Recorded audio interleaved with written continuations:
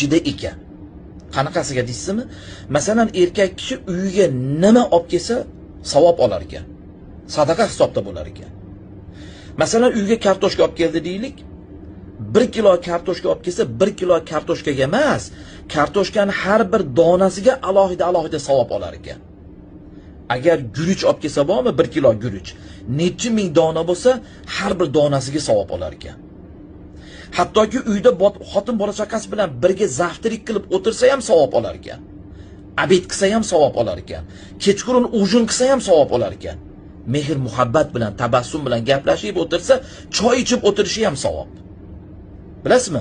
Hattoki xotiniga, ayoliga oddiy vodoprovod suvidan 1 kosa bersa, mehr bilan beradigan bo'lsa, begonalarga bir necha ming dollarlab sadoqat qilgan bilan savobi teng turar ekan. Oddiy ayolining qo'lini shundoq mehr bilan ushlaydigan bo'lsa, gunohlari to'kilib ketar ekan.